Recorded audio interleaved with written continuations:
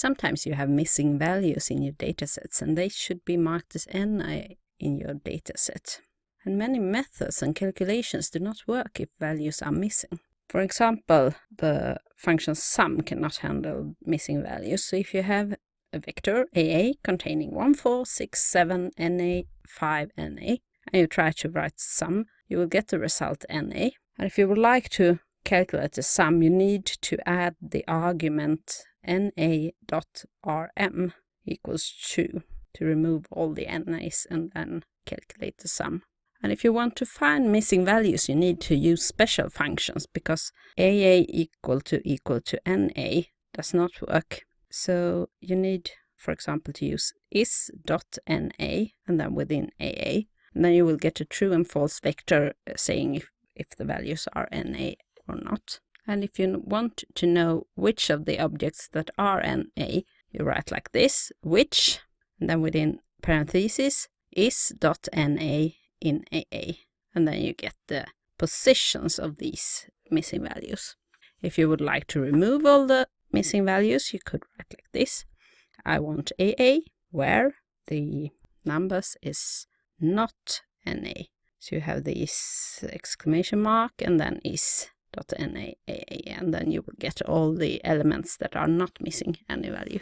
And then when you have these elements, you could write sum and then this one to get the sum.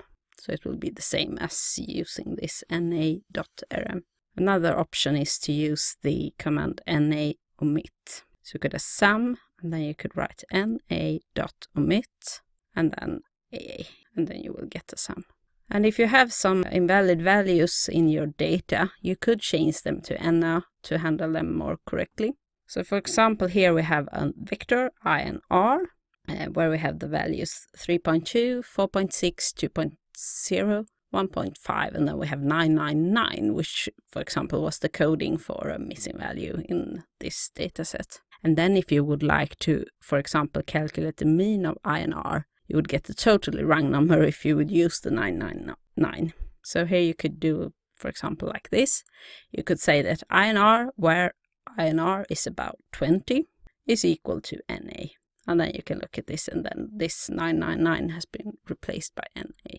And if you, for example, have a data frame, here you have df3, where you have a missing value in the DD column on row 3. And then you write na.omit and then df3. You will get the data frame without the line with missing value. But remember that na.omit will remove any row that has any missing value.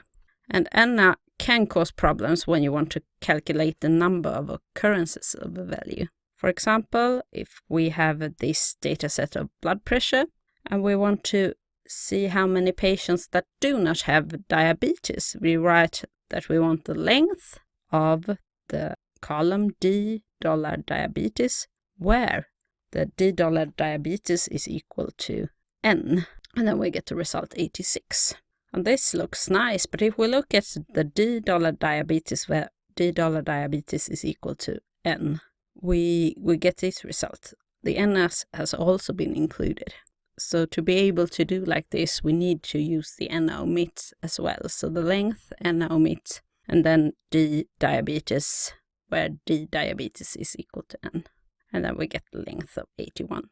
And one thing to bear in mind as well is that the function table, it actually excludes the ns automatically. So if you want to see how many ns you have, you need to add the argument exclude equals null. So in this case, we could have looked at the diabetes patients by doing like this. Table $diabetes and then exclude equals null. And then we would get how many patients we have without diabetes, with diabetes, and how many n values we have.